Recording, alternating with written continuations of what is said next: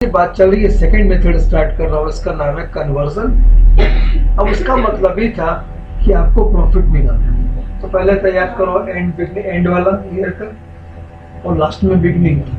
छोटी सी बात का जवाब देना, एंड से जब हम बिगनिंग आ रहे हैं ना विभाती, तो जो मेथड मैं अप्लाई कर रहा हूँ, जो एंड से बिगनिंग आ रहे हैं, तो जिसको मैंने प्लस किया है माइनस किया है, जब कभी उल्टा जाना होगा ना तो अपोजिट लेना होगा। मेरी बात को समझो।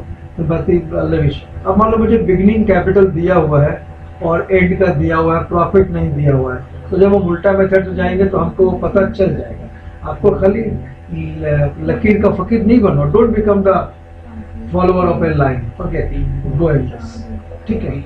You will be doing the grammar also, begin grammar also, start now see this, come on, क्या नाम है Vibhati, see this.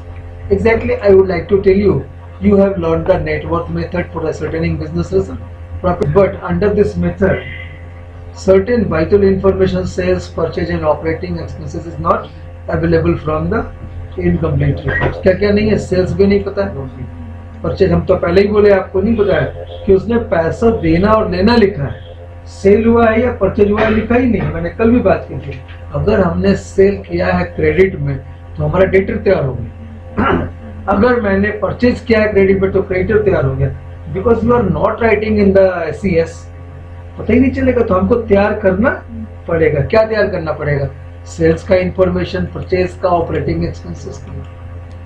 We can get such information by adopting conversion method, and conversion method means converting the accounts from incomplete record to complete record. So देखिए, सबसे पहला steps, पहला step क्या है? Prepare cash और बैंक सब। हम डिटेल आज बात कर रहे हैं। अब देखो, if not available in proper form with both the sides tally, tally मतलब दोनों बराबर अगर नहीं, तो हम क्या करेंगे? मिसिंग इंफॉर्मेशन जो फिगर्स है, सच एज द ओपनिंग और क्लोजिंग बैलेंस ऑफ कैश और bank, cash purchase, cash sales drawings, उसको हमको निकालना पड़ेगा। तो फिर से मैं पहले क्या निकालूंगा? मैं कैश और बैंक समरी, फिर निकालूंगा prepare the total debtor account. Total debtor account का मतलब हो गया मिसिंग इंफॉर्मेशन। अब इसमें क्या क्या ले रहे हैं? देखो, ओपनिंग और closing balance, bills receivable, when bills receivable comes when we sell the goods in credit, good. अब आ गया क्रेडिट सेल्स, तो क्या तो भी होगा हमारा, तो क्रेडिट सेल्स से हमारा क्या बना? BR बना कि नहीं? क्रेडिट सेल होगा तभी BR होगा, वही हमारा डेटर है। अच्छा, अब आ गया payment received from the debtor. अब मेरा एक सवाल का जवाब दो, मैंने 2 लाख का क्रेडिट सेल किया, तो हमारा BR कितना बन गया? 2 लाख ऐसा मिलना है। उसमें से मुझसे 50,000 रुपये पेमेंट मिल चुके डेटर से, तो मेरा क्लोजिंग बैलेंस 1.5 लाख होगा कि नहीं होगा? ना 1.5 लाख निकालना पड़ेगा कि नहीं? But now the same way, prepare the BR account. तो पहले मैंने टोटल डेटर निकाला, अब निकाला BR अकाउंट। इसमें क्या करेंगे? ओपनिंग और closing balance, BR collected, BR endorsed. अब आगे prepare total creditors account to ascertain the missing information such as the opening closing creditors, opening closing, उसमें opening closing debtor था। अभी एक बार बैठाओ माइंड में, देखना बार बार रिपीट हो जाएगा। Credit purchase, bills payable accepted और बिल्स रिसीवेबल इंडोर्स्ड। तुमको ये वर्ड बार बार दिक्कत दे रहा होगा ना, इंडोर्स्ड वर्ड दिक्कत दे रहा है। I would like to tell you, clarify this point, because तुम्हारे सिलेबस में से एक चैप्टर हटाया गया, उस चैप्टर का नाम था बिल्स रिसीवेबल। मैं क्लैरिफाई करता हूँ 3 लाइन में। सपोज मैंने विभाती को 2 लाख का सामान बेचा, तो विभाती ने मुझे 2 लाख का चेक दिया, लेकिन दिया 2 महीने के बाद। पॉइंट। अब मुझे पैसे आज चाहिए, हम तो नहीं निकाल पाएंगे, 2 महीने के बाद ही होंगे, बैंक रियल टाइम में, ओके। लेकिन मुझे किसी को 2 लाख पेमेंट करने हैं मुझे, तो मैं इसके चेक उसको दे दूंगा। इसी को बोलते हैं इंडोर्समेंट। क्या बोलते हैं? मेरी बात सोच आ गई? You are paying to me, so you give cheque to me. अब जब पेमेंट होगा तो उसको उसके अकाउंट में चला जाएगा, ठीक है। मैं उसको बना के दूंगा, उसका क्या बोलते हैं, प्रोसेस उसको देगा बना के, तो वो उसके पास चला गया। तो अब क्या हुआ? तुम्हारा बिल जो मुझे पेमेंट होना था, तुम्हारा बिल किसको पेमेंट होगा? उसको हो जाएगा। इसी को हम क्या बोलते हैं? इंडोर्समेंट, ठीक है। ये वर्ड को याद रखना, ऐसा नहीं कि देख के डरे। अब सेकेंड आ गया प्रिपेयर क्रेडिटर्स अकाउंट आ गया।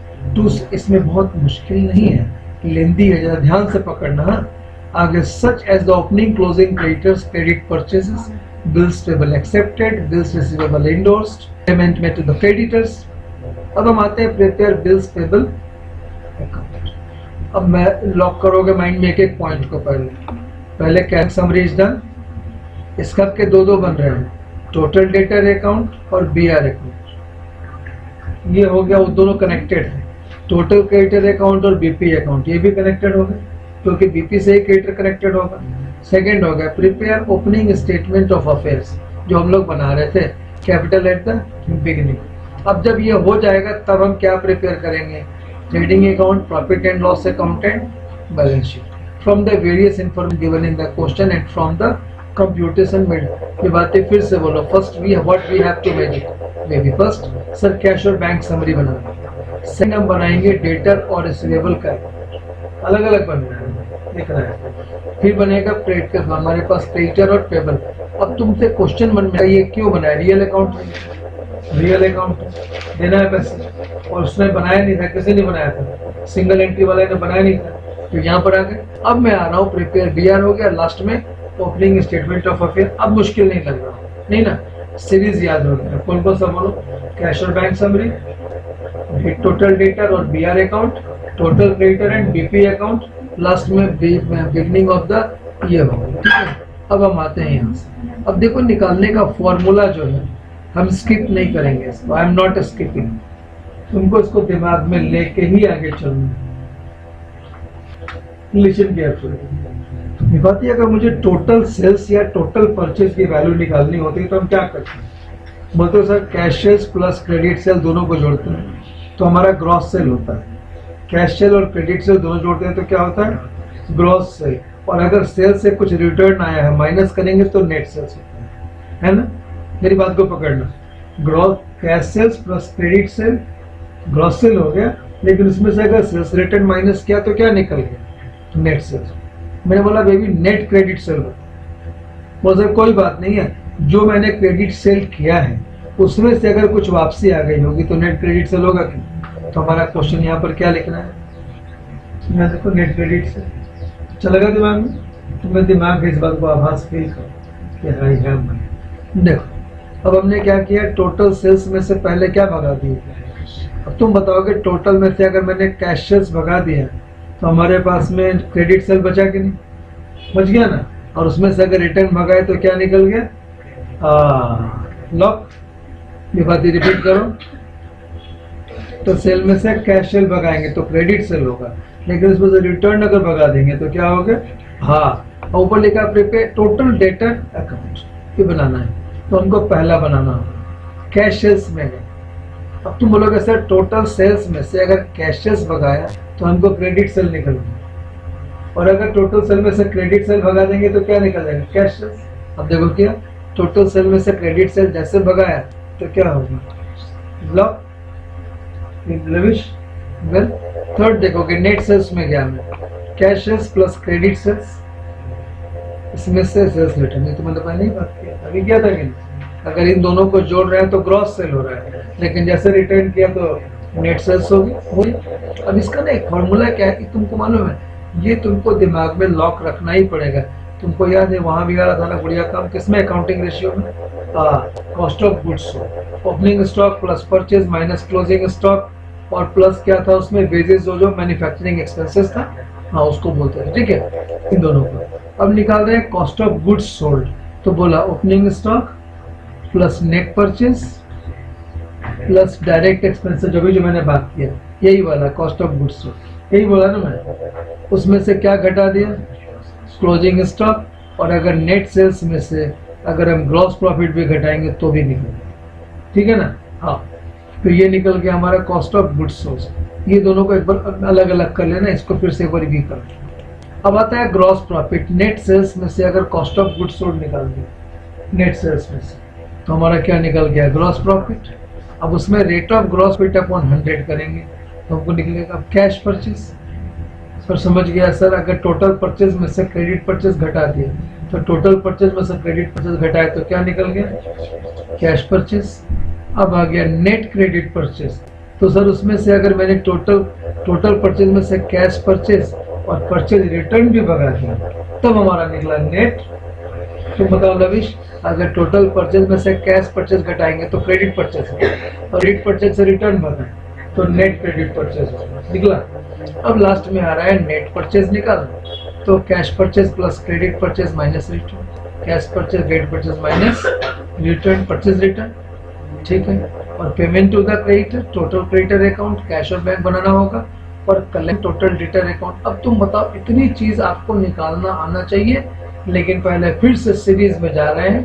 पहला हो गया prepare cash and bank summary, दूसरा क्या निकालने बोला, BRM टोटल डेटर अकाउंट निकला, BPN total creditor account, prepare opening statement of affairs.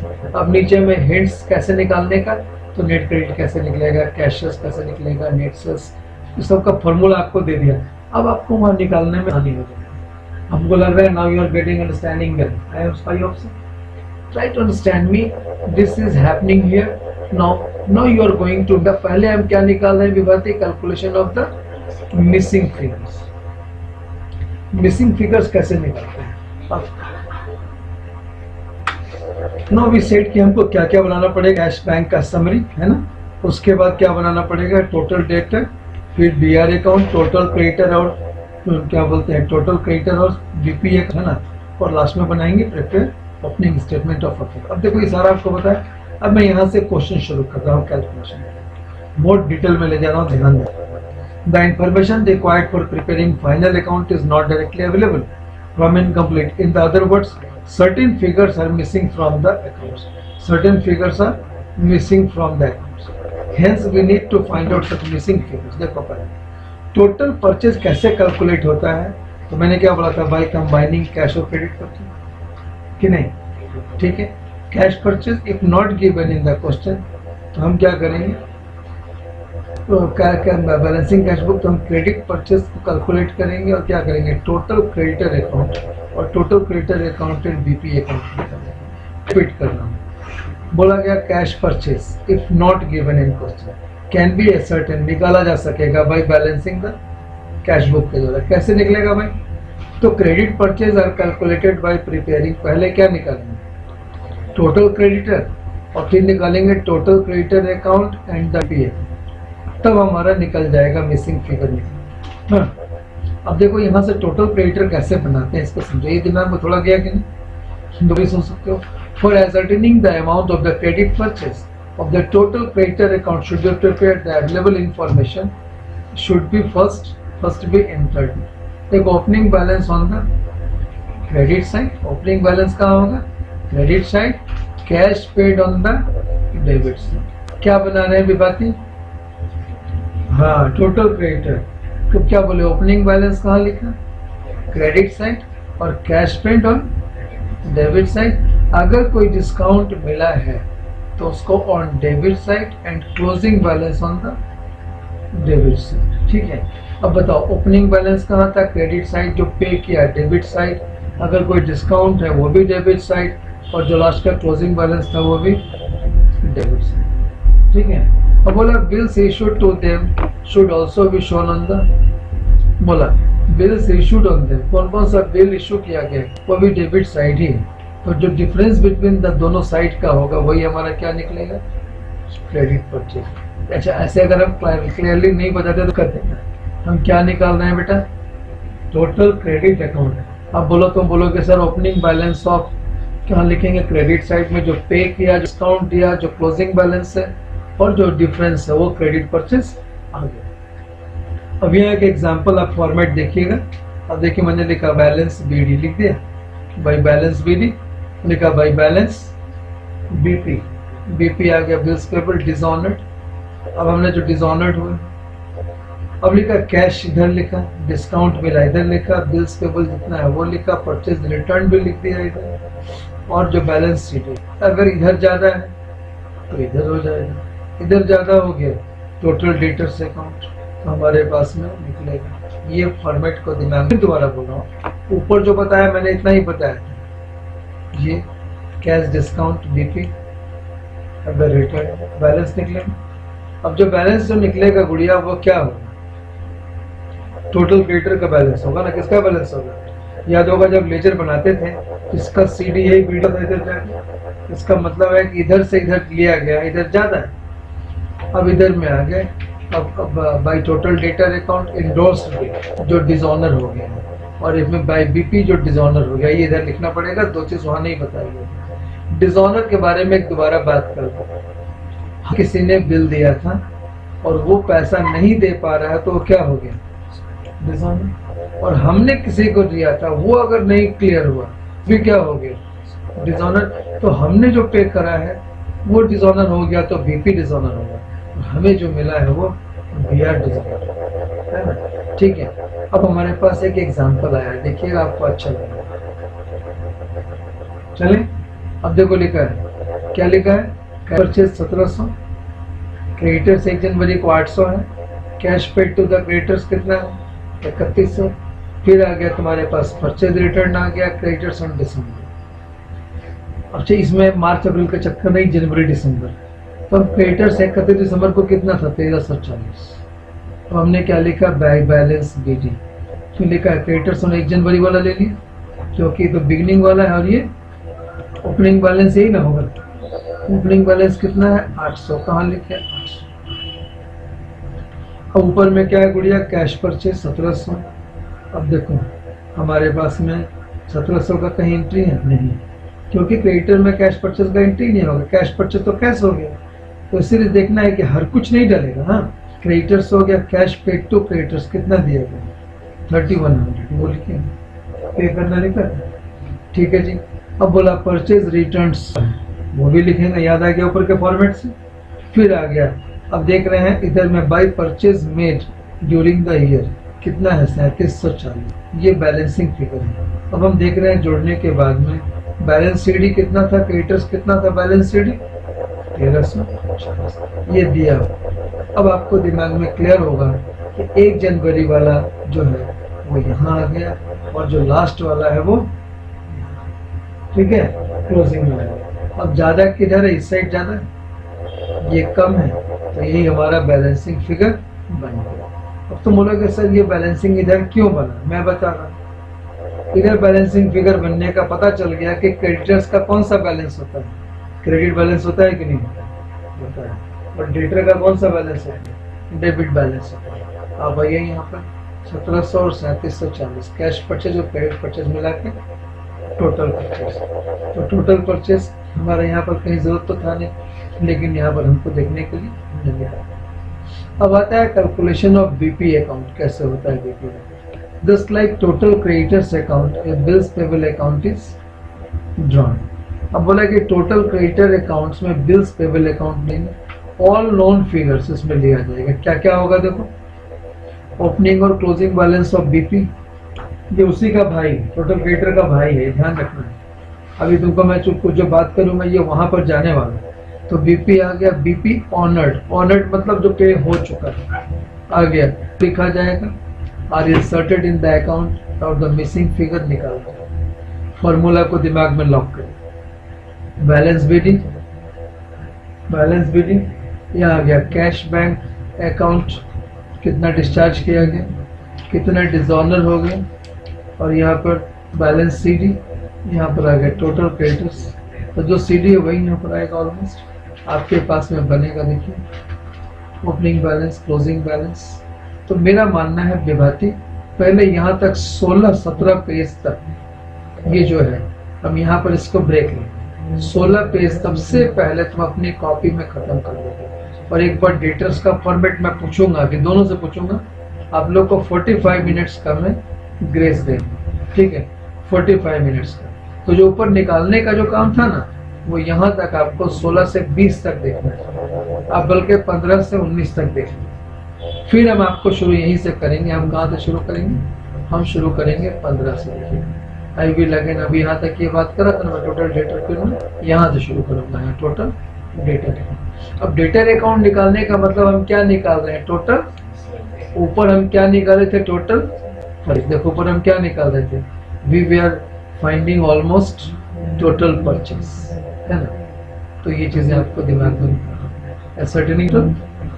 Total purchase में पहले क्या निकला, टोटल क्रेडिटर अकाउंट, फिर निकला टोटल क्रेडिटर के बाद में तो टेक्निक से नहीं, मैं बार बार बोल रहा हूँ, कैलकुलेशन ऑफ बीपी अकाउंट जैसे निकल गया तो ये कब कवर हो गया। अब हम जैसे कवर हो गया, अब हम आएंगे तुम्हारे पास में असर्टेनिंग द टोटल। आप एक बार देख जाओ 19 तक, क्या कि उसका अपोजिट खाली है। फिर मैं यहाँ से एक बार बात करूंगा, इसको क्लोज करूंगा। इसके बाद हम क्या करेंगे, आपको लेके चलेंगे टीएस ग्रेवाल के क्वेश्चंस पे, ठीक है। तो ये माइंड में कॉन्सेप्ट बन जाएगा, तुम्हारा इसमें काम हो जाएगा। उसको कुछ क्वेश्चन देंगे, एक बार कर लो पहले इसी को, ठीक है बेटा। Thank you, God bless you.